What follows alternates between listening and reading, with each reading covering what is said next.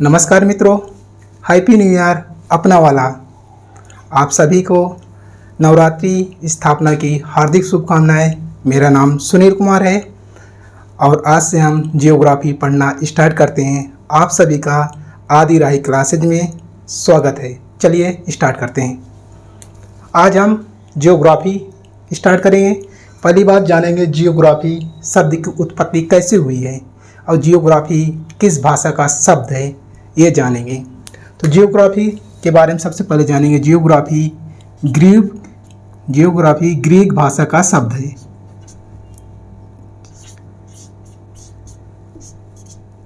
Greek word है।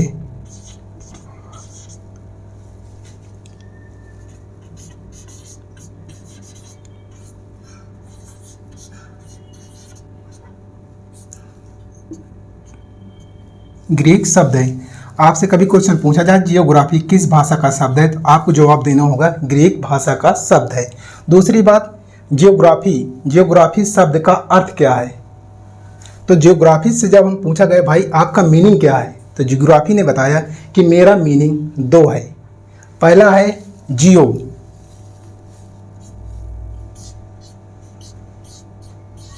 फिर दूसरा क्या है ग्राफी।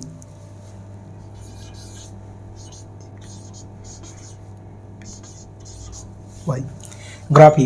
जब हम जियो से पूछा जियो आपका मीनिंग क्या है, तो जियो ने बताया कि मेरा मीनिंग है अर्थ।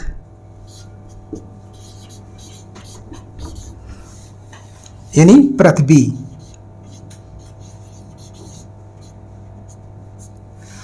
फिर हम ग्राफी से पूछा ग्राफी आपका मीनिंग क्या है, तो ग्राफी ने बताया कि हमारा मीनिंग है डिस्क्रिप्शन यानी ऑफ। डिस्क्रिप्शन ऑफ यानी पृथ्वी का वर्णन।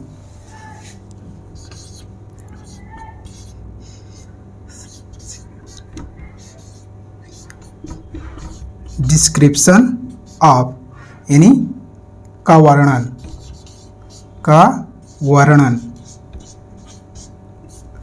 अब जानकारी हमको हो गई कि जियोग्राफी का शाब्दिक अर्थ क्या है। जियोग्राफी का शाब्दिक अर्थ है पृथ्वी का वर्णन।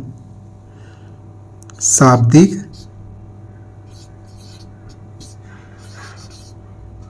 अर्थ क्या हो जाएगा, पृथ्वी का वर्णन।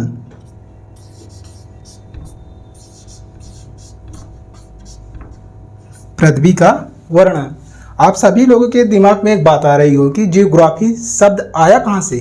तो जियोग्राफी शब्द आया है जियोग्राफिया से। कहाँ से आया है, जियोग्राफिया से।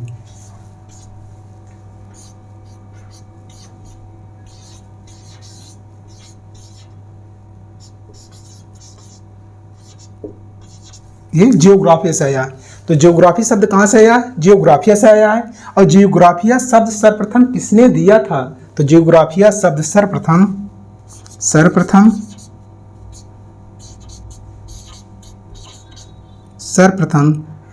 जियोग्राफिया शब्द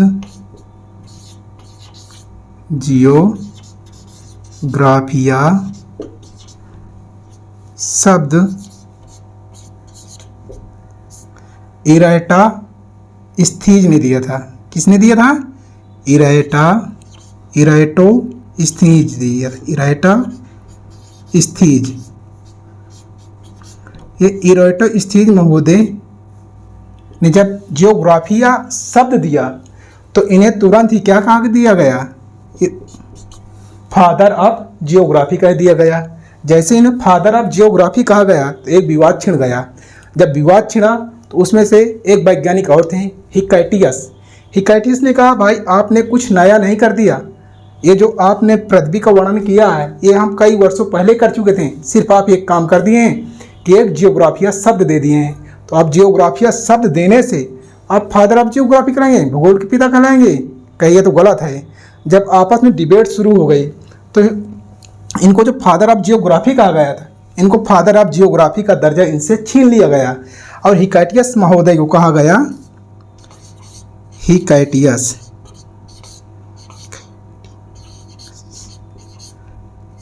हिकाइटियस महोदय कहा गया आप बन जाइए भूगोल के जनक, यानी फादर ऑफ जियोग्राफी आप बन जाइए। और इन्होंने क्या कर दिया, भूगोल का जनक, भूगोल का जनक यानी फादर ऑफ जियोग्राफी किन्हें कह दिया गया, हिकाइटियस महोदय कह दिया गया, फादर ऑफ जियोग्राफी।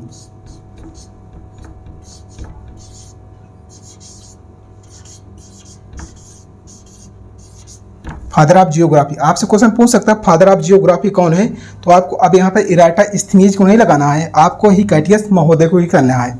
हिकाइटियस महोदय क्या है, फादर ऑफ जियोग्राफी बन गए। या जब इतनी बात हो गई तो इराटास्थनीज महोदय ने कहा कि भाई आप बन जाइए फादर ऑफ जियोग्राफी, हम कुछ नया करेंगे। इन्होंने क्या किया, इराटास्थनीज महोदय ने किया कि जो जियोग्राफी है, जो पृथ्वी का वर्णन है, इसको इन्होंने क्या किया, क्रमबद्ध तरीके से लगाया, यानी विस्तृत तरीके से लगाया। तो इन्हें क्या कह दिया गया, क्रमबद्ध भूगोल के जनक कह दिया गया। क्या कह दिया गया, क्रमबद्ध। आपसे क्वेश्चन पूछ सकता है कि क्रमबद्ध भूगोल के जनक कौन है, क्रमबद्ध भूगोल के जनक, क्रमबद्ध भूगोल के जनक। तो क्रमबद्ध भूगोल के जनक कौन है, इराटोस्थनीज महोदय हैं। अब यहां तक हो गया। इसके बाद दो वैज्ञानिक और आते हैं। एक का नाम है अलेक्जेंडर हम्बोल्ट और दूसरे का नाम है कार्ल रिटर। तो हम देखते हैं कार्ल रिटर और हम्बोल्ट को क्या कहा गया है।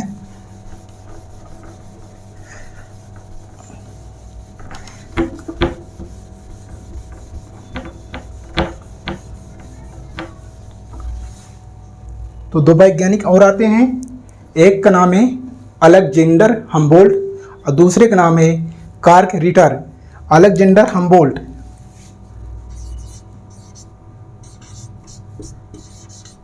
अलेक्जेंडर हम्बोल्ट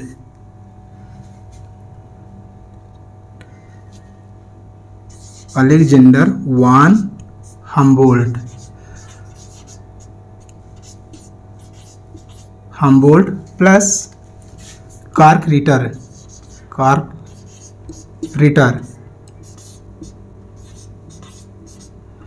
इन दोनों वैज्ञानिकों को आधुनिक भूगोल का पिता कह दिया गया है। इन दोनों वैज्ञानिकों को क्या कहा गया, आधुनिक भूगोल का पिता, आधुनिक भूगोल का जनक। आपसे क्वेश्चन पूछ सकता है कि आधुनिक भूगोल का जनक कौन है, तो आपको बताना Alexander von Humboldt plus Carl Ritter है। या आपसे पूछ ले भूगोल के जनक कौन है, तो आपको बताना है होगा हिकाइटियस महोदय हैं। या पूछ ले क्रमबद्ध भूगोल के जनक कौन है, तो आपको बताना होगा इराटोस्थनीज महोदय हैं। आपको ये जानकारी होगा। या पूछ सकता है आपसे कि ज्योग्राफी किस प्रकार का शब्द है, किस भाषा का शब्द है, तो आपको बताना होगा ग्रीक भाषा का शब्द है। जियोग्राफी किस भाषा का शब्द है, ग्रीक भाषा का शब्द है। और जियोग्राफी शब्द आया कहाँ से है, तो आपको बताना होगा जियोग्राफिया से आना। और जियोग्राफिया शब्द किसने दिया है, तो जियोग्राफिया शब्द आपको बता चुका है इराटोस्थनीज ने दिया है। सर दूसरी बात हम कह रहे हैं पृथ्वी का वर्णन हम पेपर देखा था। पृथ्वी के वर्णन की बात करते हैं हम, यानी क्या, जियोग्राफी का शाब्दिक अर्थ क्या है, पृथ्वी का वर्णन। तो हम पृथ्वी के वर्णन के बारे में जाने हैं। सबसे पहले हम जानेंगे पृथ्वी, ये पृथ्वी की आकृति कैसी है। ये पृथ्वी है तो इसकी आकृति कैसी है, पृथ्वी की आकृति। तो कोई भी क्वेश्चन पूछे पृथ्वी की आकृति क्या है, तो पृथ्वी की आकृति है पृथ्व्याकार, यानी जियोइड है। कैसी है, जियोइड है। जियोइड यानी पृथ्व्याकार। इसकी हिंदी क्या हो जाएगी, पृथ्व्याकार हो जाएगी, पृथ्व्याकार। इसकी हिंदी क्या हो जाएगी बच्चों, पृथ्व्याकार हो जाएगी। दूसरी बात, अब हमको पता हो गया पृथ्वी की आकृति कैसी है, पृथ्व्याकार है। देखिए पृथ्वी की आकृति पृथ्व्याकार है, लेकिन ये किस मानक आकार से मिलती जुलती है। आपसे क्वेश्चन पूछ सकता है ये किस मानक आकार से मिलती जुलती है, तो ये गोल मानक आकार से मिलती जुलती है। किससे, गोल मानक आकार से मिलती जुलती है। हालांकि मैं ये नहीं कह रहा हूँ पृथ्वी का आकार गोल है, मैं पृथ्वी का आकार गोल नहीं, पृथ्वी की आकृति की बात कर रहा हूँ तो पृथ्वीकार है। हालांकि किस मानक आकार से मिलती जुलती है ये मैं कह रहा हूँ, किस शेप से मिलती जुलती है, तो वहाँ पर आपको जानकारी होना चाहिए गोल शेप से मिलती जुलती है, ठीक ना। आपकी ये हो गई। दूसरी बात है पृथ्वी के वर्णन कर रहे हैं, पृथ्वी का वर्णन कर रहे हैं तो पृथ्वी के वर्णन में सबसे पहले हम जानेंगे पृथ्वी को कितने भागों में बांटा गया है। पृथ्वी को कितने भागों में बांटा गया है। दूसरी बात पृथ्वी हमारा एक क्या है, ग्रह है। ये पृथ्वी हमारा ग्रह, और उस ग्रह में हम सब लोग रहते हैं, तो अपने ग्रह के बारे में तो जानना होगा कितने भागों में उस ग्रह को बांटा गया है। पृथ्वी का वर्णन, पृथ्वी का वर्णन, पृथ्वी का वर्णन 3 भागों में किया गया है। पहला हम करेंगे लिथोस्फीयर, लिथोस्फीयर। दूसरा क्या होगा, लिथोस्फीयर मतलब स्थल मंडल, क्या होगा, स्थल मंडल, स्थल मंडल। दूसरा होगा हमारा हाइड्रोस्फीयर, क्या होगा, हाइड्रोस्फीयर।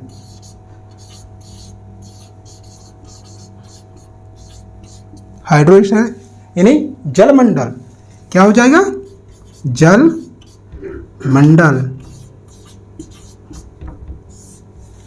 तीसरा क्या होगा हमारा, एटमॉस्फेयर होगा, क्या होगा, एटमॉस्फेयर होगा, एटमॉस्फेयर होगा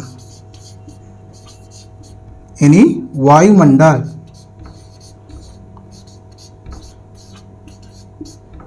क्या हो जाएगा, वायुमंडल।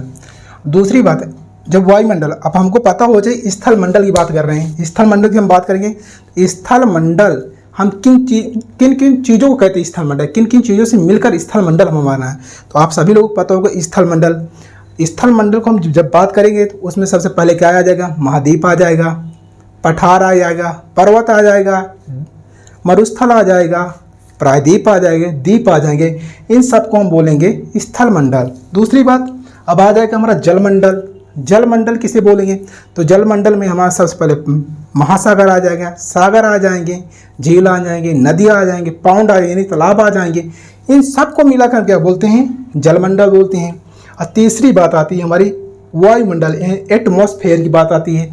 एटमॉस्फेयर किसे बोलेंगे, तो एटमॉस्फेयर को हमको जानकारी रहना चाहिए। एटमॉस्फेयर क्या कहेंगे, जो पृथ्वी हमारी पृथ्वी की सतह के चारों ओर गैसों का आवरण, यानी पृथ्वी के सतह के चारों ओर गैसों का आवरण अर्थात सर्वाधिक मात्रा में, यह कहते हैं उसमें जल वाष्प, धूल कण जिसमें पाए जाते हैं, यानी जिसमें बादल, कोहरा, धुंध ये सब पाए जाते हैं, उसे हम वायुमंडल कहते हैं, वायुमंडल कहते हैं। अब वायुमंडल के बारे में एक नया टॉपिक लेकर आऊँगा जिसमें वायुमंडल के हम विस्तार से जानकारी करेंगे, उसकी सभी सतह भी पढ़ेंगे, सभी पूरी जानकारी करेंगे, लेकिन वायुमंडल के बारे में इतनी जानकारी रखो। दूसरी बात आप कहोगे कि वायुमंडल में आप गैसों के मिश्रण की बात की हो, धूल कण की बात की हो, जलवाष्प की बात की हो, तो मोटा मोटा आज मैं वायुमंडल के बारे में बता के जा रहा हूँ, अगली क्लास में बताऊँगा।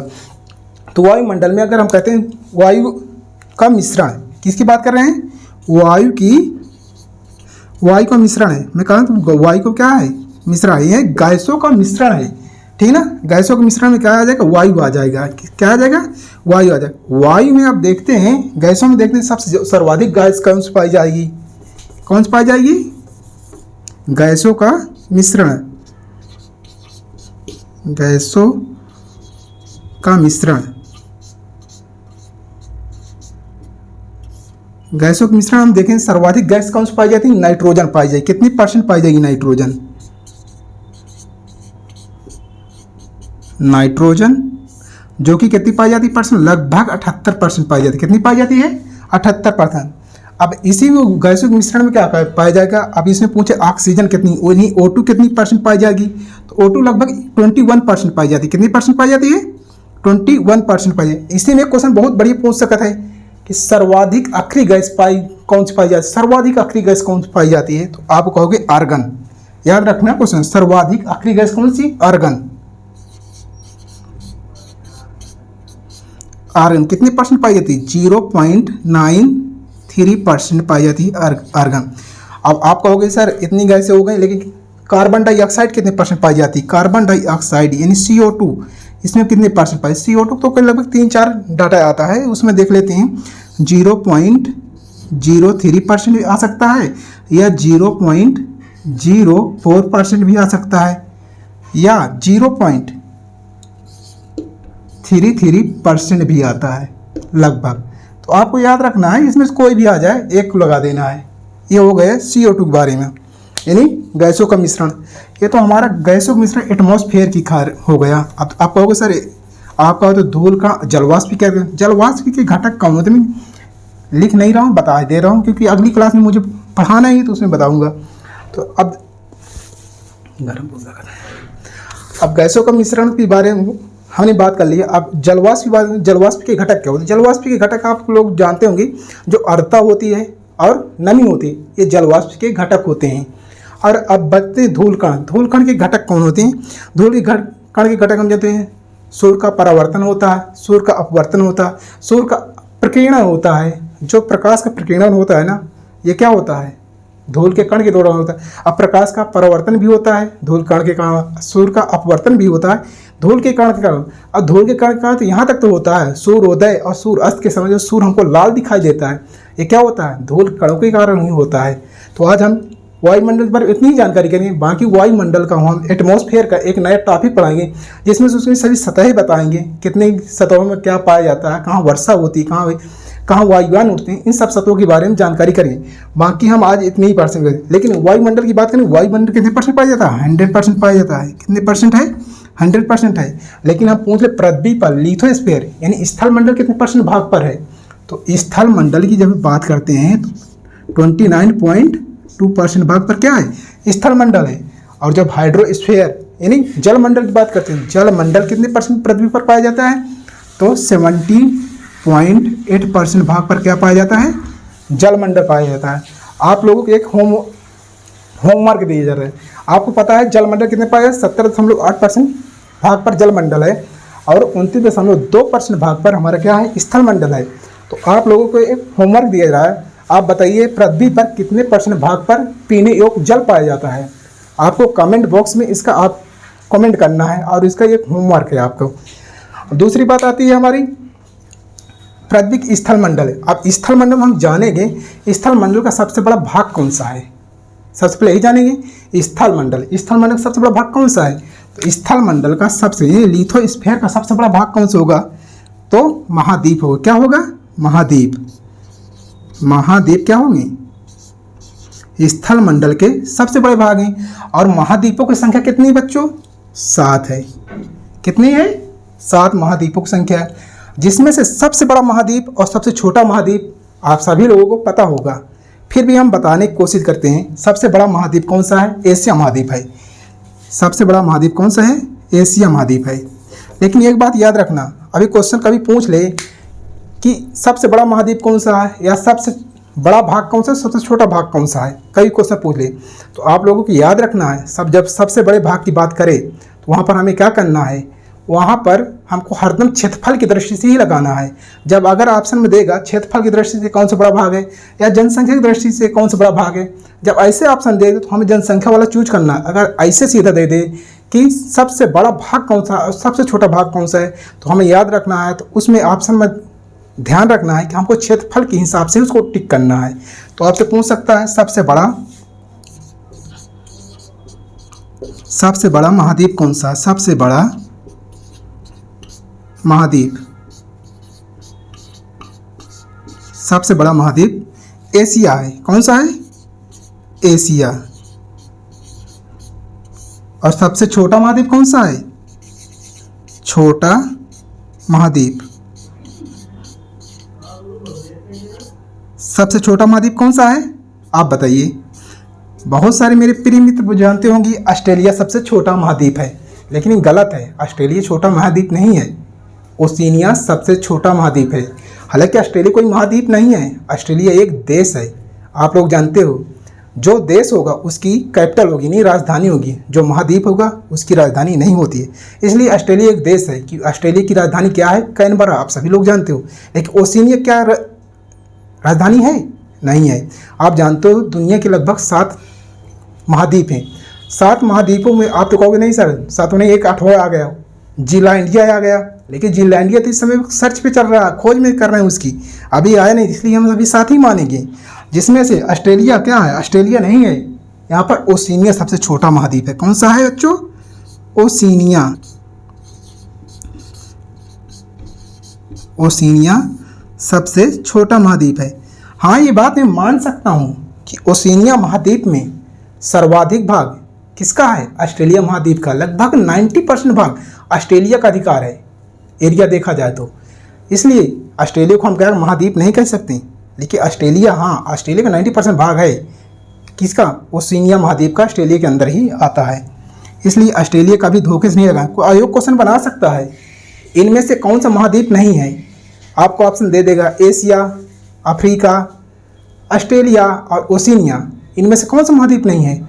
आप डायरेक्ट आंसर मार के चले जाओगे, भाई इसमें ओशिनिया नहीं है। ऑस्ट्रेलिया हम पढ़े, ऑस्ट्रेलिया महाद्वीप है, एशिया महाद्वीप है, अफ्रीका महाद्वीप है, लेकिन ये गलत हो जाएगा। आपको वहाँ पर देखना है कि ऑस्ट्रेलिया महाद्वीप नहीं है, ऑस्ट्रेलिया एक देश है, इसलिए आपको ओशिनिया को काम महाद्वीप ही मानना पड़ेगा, क्योंकि ये महाद्वीप है। क्योंकि जो महाद्वीप होगा उसकी राजधानी नहीं होती है, और जो देश है वो उसकी राजधानी होती है। इसलिए ऑस्ट्रेलिया की राजधानी क्या है? कैनबरा। कैनबरा है तो ये मतलब देश है, तो आपको ये जानकारी होना चाहिए। दूसरी बात हम करते हैं जलमंडल। जलमंडल की हम बात करें, जलमंडल का सबसे बड़ा भाग कौन सा है? क्या आप लोगों को पता है जलमंडल का सबसे बड़ा भाग कौन सा है? जलमंडल का भाग कौन सा है, आप लोगों को पता है? तो आप लोगों को पता हो कमेंट करिए। देखिए, जलमंडल का सबसे बड़ा भाग महासागर होते हैं। आप लोगों को ये भी पता होगा महासागरों की संख्या कितनी है? 5 है। क्या होगा?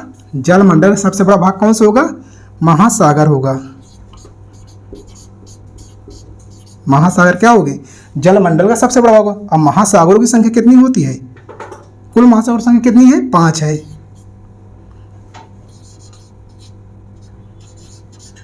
जिसमें से सबसे बड़ा महासागर कौन सा है? सबसे बड़ा महासागर कौन सा है? सबसे बड़ा महासागर कौन है? सबसे बड़ा महासागर कौन है? तो आपको पता है, प्रशांत सबसे बड़ा महासागर है। कौन सा है? प्रशांत सबसे महासागर है। दूसरा, सबसे छोटा महासागर कौन सा है? सबसे छोटा, सबसे छोटा महासागर कौन सा है? सबसे छोटा महासागर कौन सा है? तो आपको पता होगा, आर्कटिक सबसे छोटा महासागर है। कौन सा है? आर्कटिक सबसे छोटा। अब क्वेश्चन यहाँ पर एक पूछ सकता है कि प्रशांत महासागर का आकार कैसे है, या आर्कटिक महासागर का आकार कैसे है? तो आपको आकार याद रखना है। इसका आकार कैसे है? वृत्ताकार है। कैसे है? वृत्ताकार है। प्रशांत महासागर का आकार कैसे है? वृत्ताकार है। और आर्कटिक महासागर का भी आकार आमतौर पर वृत्ताकार ही है। लेकिन अटलांटिक महासागर कभी पूछ ले आक्षेप कैसे है, आकार कैसे है, तो आपको बताना होगा अंग्रेजी के एस जैसे। कैसे है? अटलांटिक महासागर का आकार कैसे है? अटलांटिक महासागर का अंग्रेजी के एस जैसे है। कभी कभी पूछ सकता है हिंद महासागर का आकार कैसे है। हालांकि मैं जियोग्राफी, वर्ल्ड जियोग्राफी पढ़ाऊंगा, वहाँ पर सभी कुछ पढ़ाऊंगा, कुछ भी नहीं छोड़ूंगा, लेकिन आपको बता रहा हूँ कि वहाँ दोबारा रिवीजन हो जाएगा। हिंद महासागर अगर पूछ सकता है तो आपको बताना होगा त्रिभुजाकार है। कैसे है? त्रिभुजाकार है। दूसरी बात, हमको पढ़ना क्या है? भारत का भूगोल स्टार्ट करना है। भारत के भूगोल में हम सबसे पहले जब भारत के भूगोल की बात करेंगे तो भारत के भूगोल में क्या, किसकी बात करेंगे? किस महाद्वीप की? एशिया महाद्वीप की चर्चा करेंगे। अब एशिया महाद्वीप में ये देखेंगे कि हमारा भारत आता किस दिशा में है। हमारा भारत आता किस दिशा में? तो ये भी पता होना चाहिए, हमारा भारत आता है दक्षिण एशिया में। किस में आता है? दक्षिण एशिया में हमारा भारत आता है। दक्षिण एशिया में, दक्षिण एशिया में हमारा भारत आता है। और दक्षिण एशिया में कुल कितने देश काउंट किए जाते हैं? तो दक्षिण एशिया में कुल 8 देश गिने जाते हैं। कितने? 8 देश गिने जाते हैं। कितने देश गिने जाते हैं? 8 देश गिने जाते हैं। और 8 देशों में सबसे बड़ा देश कौन सा है? सबसे बड़ा देश हमारा प्यारा भारत है। कौन सा है? प्यारा भारत है। कौन सा है? कौन? हमारा प्यारा भारत है। अब आप लोग पता होगा, दक्षिण एशिया की बात हम कर रहे हैं। दक्षिण एशिया में एक संगठन बना है, उस संगठन का नाम है सार्क। हालांकि मैं लिखूंगा नहीं, बता देता हूँ क्योंकि आगे पढ़ाऊंगा, ये इन्वायरमेंट का पार्ट है, बताऊंगा भी। तो क्या है? दक्षिण एशिया में एक संगठन है जिसका नाम है सार्क। क्या नाम है? सार्क। Yes, SAARC. अब ये सार्क है, सार्क एक संगठन है। और सार्क की स्थापना कब हुई थी? सार्क की स्थापना हुई थी 1985 में हुई थी। कब हुई थी? 1985 एडी में हुई थी, यानी ईस्वी में हुई थी, 1985 ईस्वी में। और इसका मुख्यालय कहाँ है? काठमांडू है, यानी नेपाल की राजधानी काठमांडू इसका क्या है? हेडक्वार्टर है, यानी मुख्यालय है। दूसरी बात, इस सार्क के अंदर कुल कितने देश आते हैं? 8 देते हैं। कितने आते हैं? 8 देश आते हैं। 8 में से आप बताइए सब उन देशों के नाम कौन कौन से हैं? इसको कमेंट बॉक्स में करना। कौन से 8 देश हैं उनको कमेंट बॉक्स में करना। हालांकि बता दे रहा हूँ कौन कौन से देश हैं। पहला हमारा आता है, देखें तो अफगानिस्तान आ जाएगा, हमारा पड़ोसी देश अफगानिस्तान आ जाएगा। दूसरा पाकिस्तान आ जाएगा। तीसरा बांग्लादेश है।